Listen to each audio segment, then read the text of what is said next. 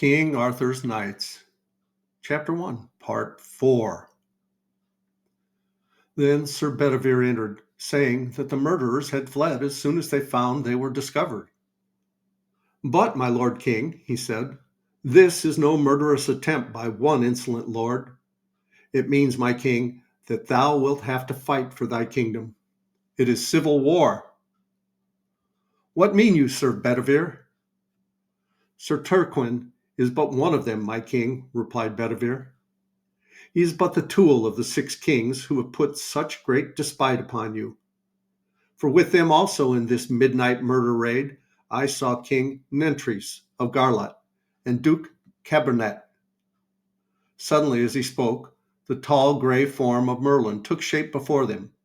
For so great and marvelous was the power of this wizard that he could come and go unseen, except when he willed that men should see him. "Sir," said Merlin, "ye owe your life to this brave lad here, and he shall be a passing good man when he shall have attained his full strength, and he doth deserve your high and gracious favor." "That shall he have," said the king, and he smiled at young Owen, and the smile made the lad forget all the burning of his wound for very pride and gladness. "And now," said Merlin, "if ye will gather your men, I will lead you to the hold of those murderous kings by a secret way, and ye shall give them such a sudden blow as will discomfit them." In a little while all was ready, and then, silently, with muffled arms, the men of Arthur were marching forth down the narrow, dark lanes of the town to where the place was ruinous, with old houses left forsaken by their Roman masters when they had gone from Britain 50 years before. Merlin led them to a great squat tower which stood beside the road, wherein a single light gleamed at a high window. Causing some to surround this place, Merlin led others to a broken door, and there they entered in. Then there was a sudden uproar and fierce fighting in the rooms and up the narrow stair. In the darkness, King Lot with 100 knights burst out through a rear door and thought to escape. But King Arthur with his knights waylaid them and slew on the right and on the left, doing such deeds that all took pride in his bravery and might of arms.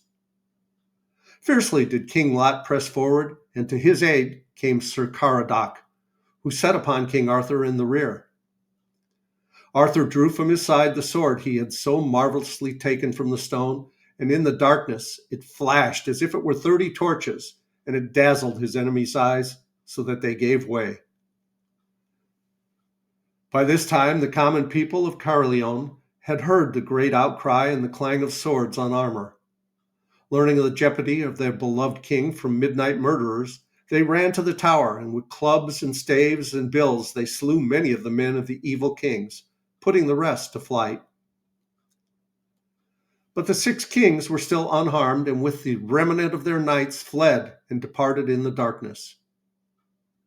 A few days later, King Arthur journeyed back to London, and on an evening when, in the twilight, he stood upon the roof of the palace overlooking the broad Thames, he was aware of a shadow beside him where no shadow had been before. Before he could cross himself against the evil powers of wizardry and glamour, the steel blue eyes of Merlin looked out from the cloud, and the magician's voice spoke to him as if from a great distance.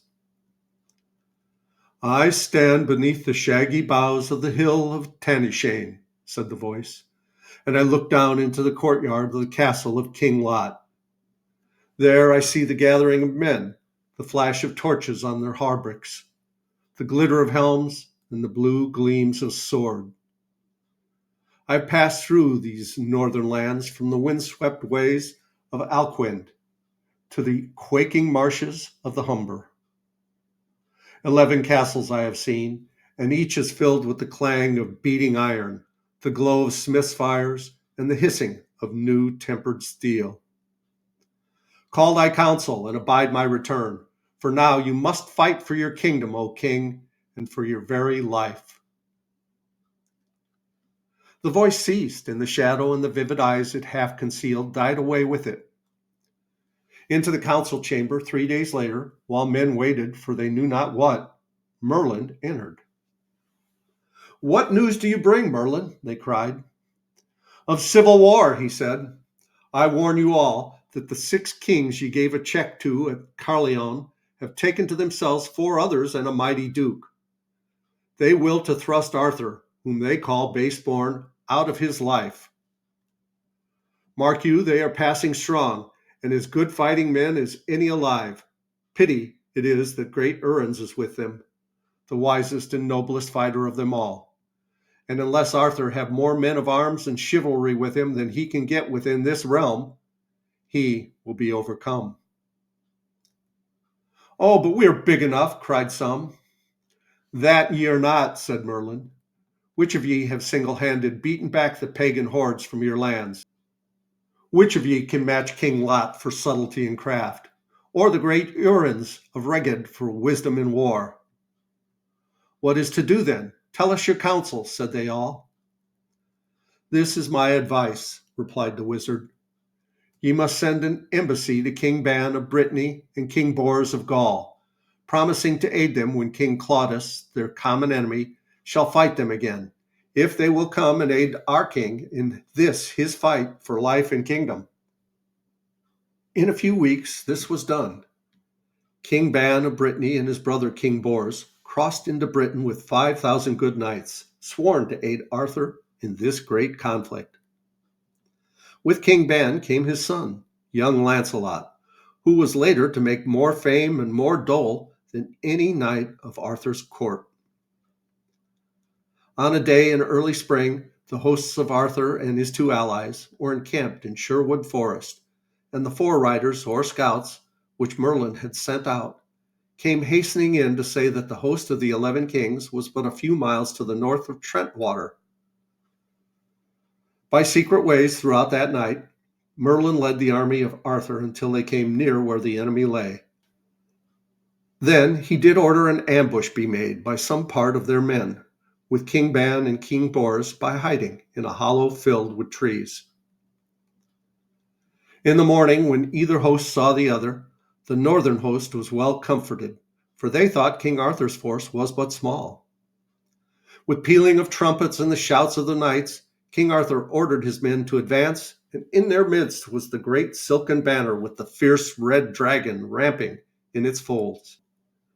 This had been blessed by the Archbishop of London at a solemn service held before the host left London. All day the battle raged. Knight hurled and hurtled against knight, bowmen shot their short Welsh arrows, and men-at-arms thrust and maimed and slashed with the great billhooks and spears.